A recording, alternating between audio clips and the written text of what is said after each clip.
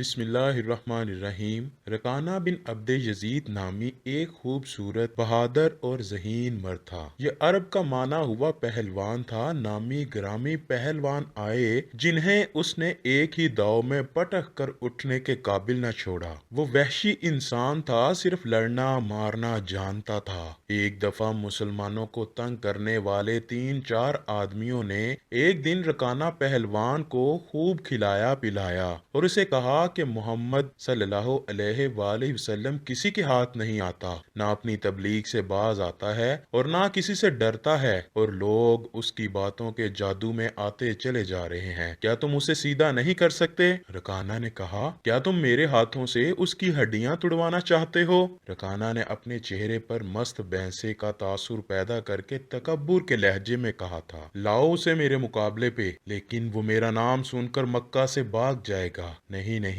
میں اس کے ساتھ لڑنا بھی توہین سمجھتا ہوں۔ اس نے اکسانے والے آدمیوں کی بات نہ مانی۔ وہ کسی پہلوان کو اپنے برابر سمجھتا ہی نہیں تھا۔ مسلمانوں کے دشمن خاموش ہو گئے، لیکن سوچتے رہے کہ رسول صلی اللہ علیہ وآلہ وسلم کو رکانہ کے ہاتھوں گرا کر آپ کا تماشا بنایا جائے۔ نعوذ باللہ۔ مکہ کے یہودی خاص طور پر یہ رسول کریم صلی اللہ علیہ وآلہ وسلم کے دشمن تھے، لیکن وہ کھل کر میدان میں نہیں آتے تھے۔ وہ خوش تھے کہ اہل قریش آپس میں بڑھ کر ایک دوسرے کے دشمن ہو گئے ہیں۔ انہیں پتہ چل گیا کہ قریش کے کچھ آدمیوں نے رکانہ پہلوان کو اکسایا ہے کہ وہ رسول صلی اللہ علیہ وآلہ وسلم کو کشتی کے لیے للکارے، لیکن وہ نہیں مان رہا۔ ایک روز رکانہ رات کے وقت ایک گلی سے گزر رہا تھا کہ اس کے قریب سے ایک بڑی حسین و جوان لڑکی گزری۔ چاندنی رات میں لڑکی نے رکانہ کو پہچان لیا اور مسکرائی۔ رکانہ وحشی تھا، وہ رک گیا اور لڑکی کا راستہ روک لیا۔ کیا تم جانتی ہو کہ عورت مرد کی طرف دیکھ کر مسکراتی ہے تو اس کا کیا مطلب ہوتا ہے؟ رکانہ پہلوان نے پوچھا،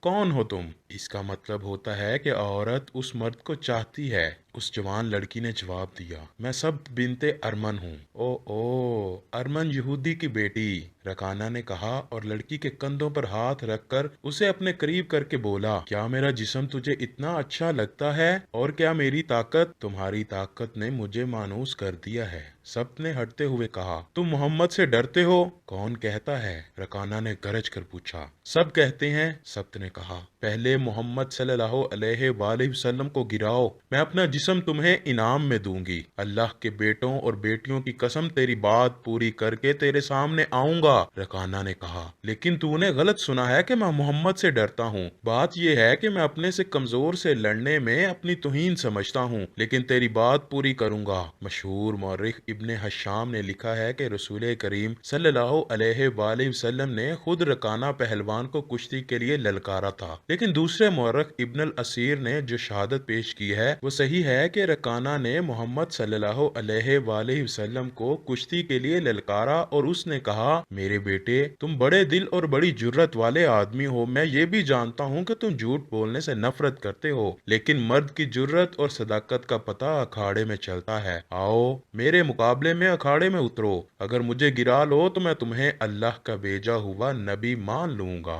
اللہ کی قسم تمہارا مذہب قبول کر لوں گا، لیکن یہ ایک بھتیجے اور چچا کی کشتی نہیں ہوگی۔ رسول صلی اللہ علیہ وآلہ وسلم نے رکانہ کی للکار کے جواب میں کہا، ایک بت پرست اور سچے دین کے پیغمبر کی لڑائی ہوگی، تو ہار گیا تو اپنا وعدہ نہ بھول جانا۔ مکہ میں یہ خبر صحرا کی آندھی کی طرح پھیل گئی کہ رکانہ پہلوان اور محمد صلی اللہ علیہ وآلہ وسلم کی کشتی ہوگی، اور جو ہار جائے گا وہ جیتنے والے کا مذہب قبول کر لے گا۔ قریش کا بچہ بچہ، مرد و زن اور یہودی ہجوم کر کے آ گئے۔ مسلمانوں کی تعداد بہت تھوڑی تھی، وہ تلواروں اور برچھیوں سے مسلح ہو کر آئے کیونکہ انہیں خطرہ محسوس ہو رہا تھا کہ قریش کشتی کو بہانہ بنا کر رسول کریم صلی اللہ علیہ وآلہ وسلم کو نقصان پہنچائیں گے۔ عرب کا سب سے زیادہ طاقتور اور وحشی پہلوان رکانہ بن عبد یزید رسول کریم صلی اللہ علیہ وآلہ وسلم کے مقابلے پر اترا۔ اس نے حضور صلی اللہ علیہ وآلہ وسلم پر طنزیہ नजर डाली और आप पर थपकी कसी। आप मुकम्मल खामोश और इत्मीनान से रकाना की आंखों में आंखें डालकर देखते रहे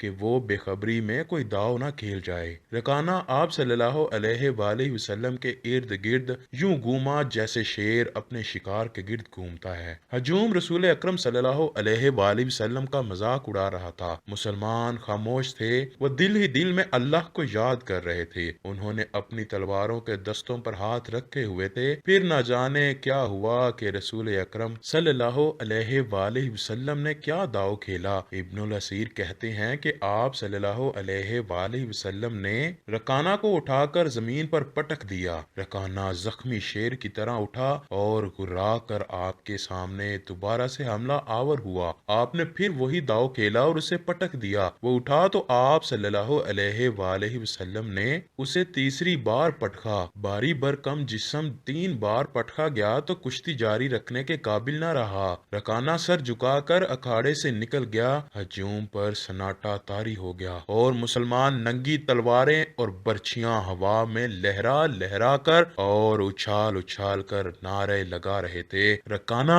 रसूल करीम सल्लल्लाहु अलैहि वसल्लम ने ललकार कर कहा, अपना वादा पूरा कर और यही ऐलान कर कि आज से तू मुसलमान है। रकाना ने कबूल इस्लाम से साफ इनकार कर दिया और फिर फतह मक्का के दिन इस्लाम कबूल कर लिया। बाज मौरखीन ने लिखा है कि रकाना ने कुश्ती वाले दिन ही इस्लाम कबूल कर लिया था और कहा था कि जिस शख्स ने मुझे हराया है ये कोई आम आदमी हो ही नहीं सकता, बल्कि ये अल्लाह का ही नबी है। वीडियो अच्छी लगी हो तो कमेंट जरूर कीजिएगा। अल्लाह से दुआ है कि वो हमें बुराइयों से बचने और नेक अमाल करने की तौफीक अता फरमाए।